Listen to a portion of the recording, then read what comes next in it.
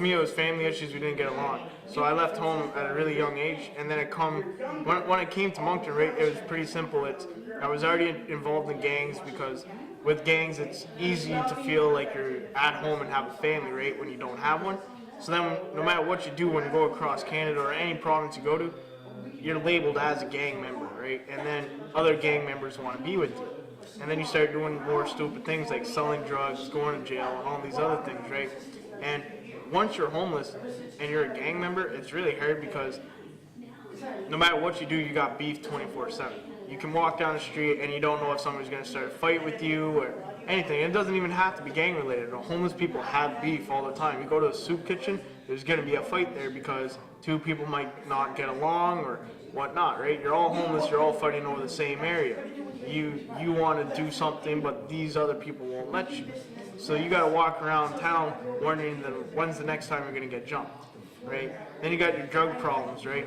If you're addicted to drugs, you don't have that many. You got a lot of different like rehabs and helpful organizations, but a lot of them you got to pay money for. And if you're homeless, you don't have the money to go get help. Yeah, you got the detox center, but that's only helpful for a week. That's not going to get you off drugs for the rest of your life. What a detox center is it gets you clean off the drugs once you're on them, and then you got to go immediately into a rehab program. Like Portage, you got to pay $1,000 to go there. The recovery center on High Street, you got to pay $375. Just like if you were buying an actual house, like renting it out, right? A lot of homeless people don't have that money. With me, when I went into the recovery center, they made arrangements for me to work at Harvest House, and that way I was paying for my rent. But if you had somebody that was a really bad drug addict, they're not going to be able to work and go through a recovery center, right? So a lot of the rehab programs, they need to have a government-funded rehab program that's free so homeless people can go there. And I'm not saying that, I know a lot of the homeless people will take advantage of this free housing type deal, but like you gotta make sure they're actually using and want help, right? Because I know at the recovery center at Harvest House, it's a get out of jail free card. They take people in jail, release them, and then bring them to the Harvest House, and you go do your rehab program. But a lot of them, they'll come out of jail and 2 days later they'll go away and they'll be like, yo, I just got out of jail for free, right? But if they actually had a good rehab program also for youth, and like my main focus when I work with Harvest House is for youth, right? I care about the adult situation too, but there's more services for the adults in a sense. If you're over the age of 21, you want welfare, it's no problem, right? They just say, okay, go do this, go do this, go do this, you got welfare, bam.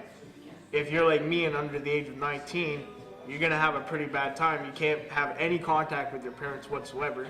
Yeah, with me, the reason why I got denied is because I could talk to my mom once a week. If I talk to my mom, I'm not allowed welfare.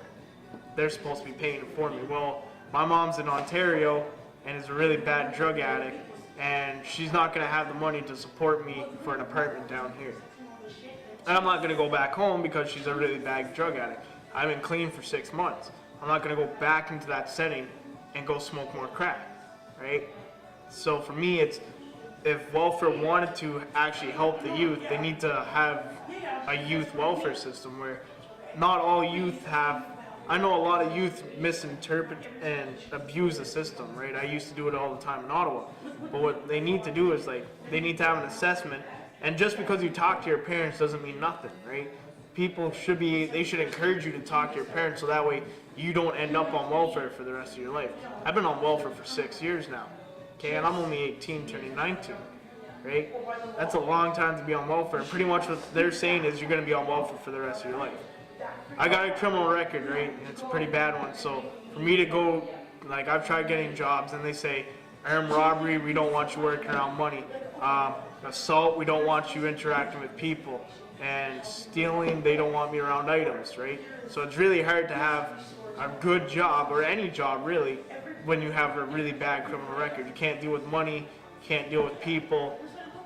And you know, I worked part-time at McDonald's and then the guy just fired me because he didn't like the way I was working. It's like, well, sorry, right? Like they need to have a program where they can help people, like mainly youth that need the help they want but won't get, right? Because with me at Harvest House, I started taking on a bunch of youth, and working with them to make sure their family life is good, their home life is good, and whatnot, right?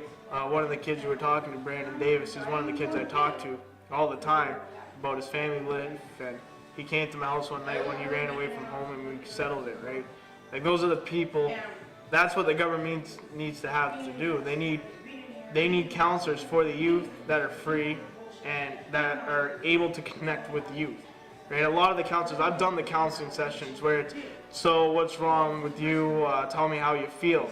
Well, have you ever been homeless? Have you ever had these family issues? No, then how can you relate to me, right? That's the main problem with all the counselors. They can't relate to a youth when that youth needs the help, right? Like, me and Brandon get along great. I know where he's coming from because I've been there, and not too long ago. Just 7 months ago, I was exactly where Brandon was, you know? So if they had more counselors that could relate to youth, it'd be easier. If they had more drop-in centers, this is the only drop-in center in Moncton for youth that I know of, right? This is the only place, and honestly, if more youth knew about it, I guarantee you that more youth would come, because I know a bunch of different youth across Moncton that need a drop-in center because they're either not going to school because they don't want to, their parents are kicking them out during the day, or they just need a place to hang out, right? This place isn't going to fit all the youth in Moncton, right? And it's a pain in the ass to get here. If you're living down in Dieppe and you don't have $2.25 to get on a bus to come here, you got to walk for an hour. That's, you know, a lot of kids won't be turned on by that. And then if you don't have a proper drop-in center, you're going to lead to drugs, gangs, and crime, right?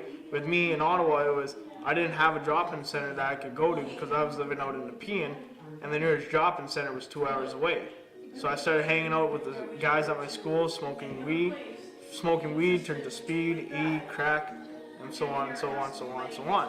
And then after doing that for about a year, I decided to join a gang. Got kicked out of my house at the age of 13. I was like, well, I might as well go find a new family, and gangs were the answer to that, right?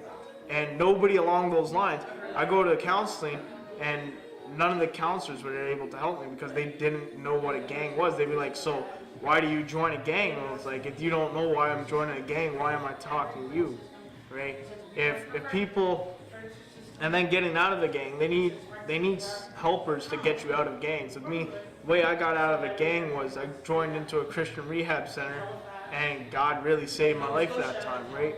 And God told me, you know, no matter what happens, I'm going to protect you. And so I believed that, and it worked. I've been out of a gang for 6 months now. But other youth, when I tried talking to them, like saying, hey, God can set you free, they look at me and they're like, okay, my parents told me the Easter Bunny, Santa Claus, and God were all real.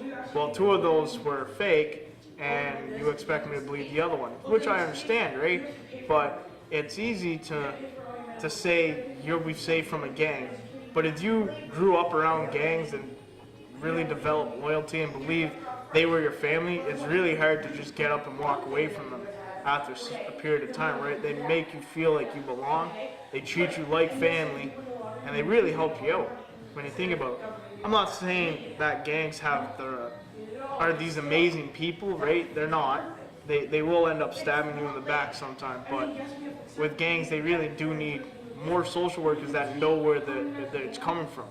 So the homeless problem in Moncton, it's pretty hard too because you can't panhandle anymore. You get fines for that now. The only other job they really expect us to do is sell drugs, go car hopping, and start robbing people, right? Yeah, a lot of the homeless people, let's face it, they don't go to school. They don't have that education to go into a proper workplace and be able to do anything. And so panhandling was the other alternative. Sit down on the corner and make some money, right? But now the police have outlawed that. So the only other answer to making money without having a high school education is sell drugs, rob people, or go find open cars and steal them, you know? So yeah, the government could do a lot more for services. You know, they could have a better housing program for sure, because right now with welfare, they don't even really help you find a place unless you're pregnant or you're a family. You know, they say, okay, go find me an address. Well, hate to tell you, but a lot of the addresses around here, they're way more than what you can afford, because all the places are either $600, $700 a month. well, if you're 18, how do you expect us to go live off of 333? You know, and that's only if you get welfare. If you go down to Harvest House right now, I can point out 10 people that have been denied for welfare that are all under the age of 19, right? And only 2 of them got accepted, and they can move into crack houses. You know, they can go into really low-income housing settings that aren't safe because they're full of drugs. So for me, yeah, the welfare is trying to tell youth that it's okay to go into a really crappy setting and they're going to be there for the rest of their life. You know, that's my opinion on it. What's next for you? What are you planning? Well, with me, I travel with the HYM team with Harvest House now, which is Harvest House Youth Mission. And what we do is we go around Atlantic Canada, preaching the Word of God to youth on the streets type deal. We go to, well, last week we were in Bath, and we went to 3 churches there in 2 days and spoke and connected with a bunch of youth on a one-on-one level too. And so for me, I guess God's calling me to become a youth counselor, because me and youth get along great. And it's not my official title either. It's just I go around, find youth that are in trouble, and I help them out in whatever way I can. It's either somebody to talk to or somebody to hang out with during the day. So yeah, for me, I'm currently living at the men's res right now, and that's free rent because I can't get on welfare. And well, my birthday's coming up, so I'm gonna try to get on welfare again, and they'll probably get denied me again, but that's all right. And I'm still looking for a job. And yeah, for me, my main goal in life right now is to become a youth counselor. So.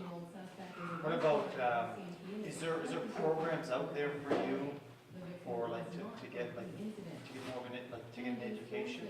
They got a couple of programs. Like they got one here, the GED program, and then they got one at Harvest House, the GED program. But the only problem with the GED program in my mind is I tried the GED program, and it doesn't make sense on how you can cram a bunch of schoolwork, like from grade 7 to 12, in just 1 year. How you can cram a bunch of different subjects in all different levels into 1 year and learn what you need to do in life, right? Like if you know addition and